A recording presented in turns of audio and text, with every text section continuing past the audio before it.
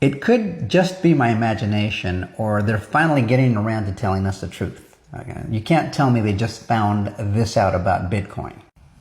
This from Cointelegraph says the latest Google research reveals quantum computers may break Bitcoin encryption 20 times faster, easier than previously thought. It was already bad enough. Now it's 20 times worse. New findings show RSA encryption could be cracked with fewer than 1 million qubits versus previous estimates of 20 million. So, all right, I mean, it was already an obvious problem, but just as Bitcoin Vegas is underway, they're starting to admit, I mean, they're starting to see it, and you're going to see it from another place here in just a second. But I went ahead and asked Grok, what's the big deal here? I mean, as an owner of Bitcoin, what should I be concerned about? It says Bitcoin's vulnerability to quantum computing arises from its reliance on cryptographic algorithms like ECDSA, which is elliptic curve digital signature algorithm, for securing transactions on wallets. Here are 3 significant problems this poses. 1, private key exposure. Quantum computers using algorithms like Shor's algorithm could potentially break ECDSA by efficiently solving the discrete logarithm problem.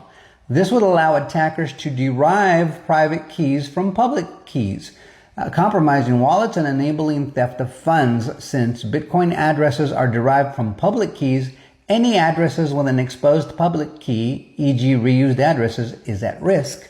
So they can kind of figure out what your code is for your crypto, for your Bitcoin crypto. Secondly, transaction integrity compromise. If quantum computers can forge signatures by deriving private keys, attackers could create fraudulent transactions, undermining trust in Bitcoin's blockchain. This could lead to double spending attacks or unauthorized transfers, destabilizing the network security and reliability. You want that in your national reserve? Are you kidding me? But all of a sudden everybody wants a Bitcoin reserve. Do you understand the problem here? So third, network consensus disruption. Bitcoin's mining process, while primarily using the SHA-256, which is more resistant to quantum attacks, could still face indirect threats if quantum computers enable attackers to control significant portions of the network, e.g. by compromising major wallets or mining pools, which is easy to do. They could disrupt consensus mechanisms, potentially leading to 51% attacks or chain reorganizations. These risks are speculative and depend on development of sufficiently powerful quantum computers, which there are plenty of, even though they don't admit to it. And so it says supposedly which are not yet available. BS. Transitioning to quantum-resistant cryptography like lattice-based or hash-based signatures is a potential solution, but implementing it network-wide is complex and requires consensus. So they're going to have to go and do what blockchains like XRP and XLM and Algo and HBAR have already done. So what's it for again? It's not safe, it's not secure, it's not quick, it's not cheap, it doesn't store value. That's your head fake, guys. And they're starting to admit it. Check this.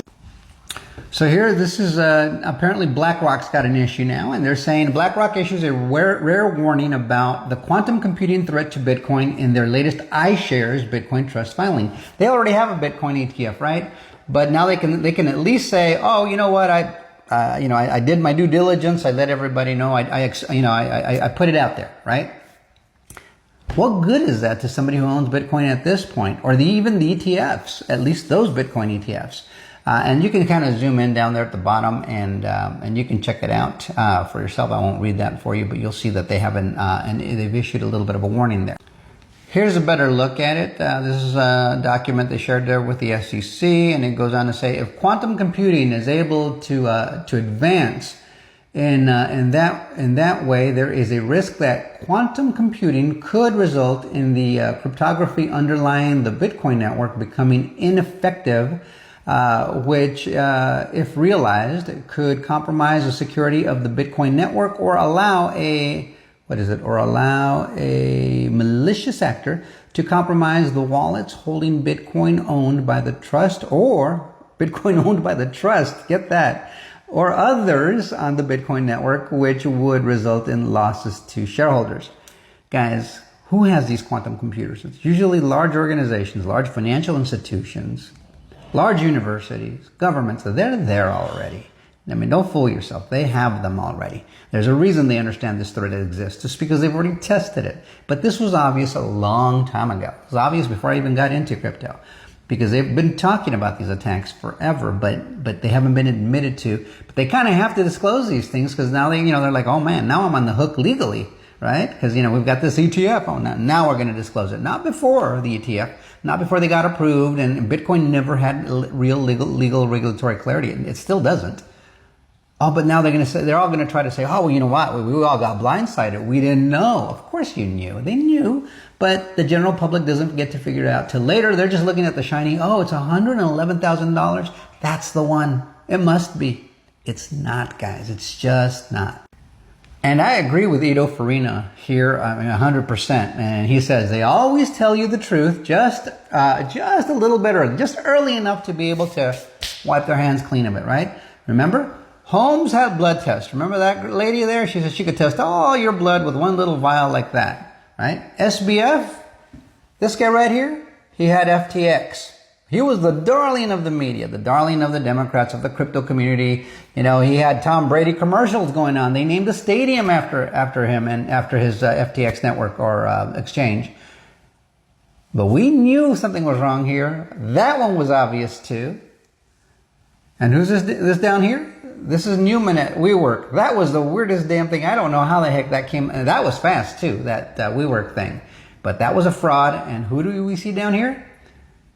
That's Michael Saylor, right? Saylor has BTC. Guess what comes next, he says. And it's true. I mean, we know exactly what these guys have done. We've got, they're all liars. They all come out on the Forbes cover. And it's obvious.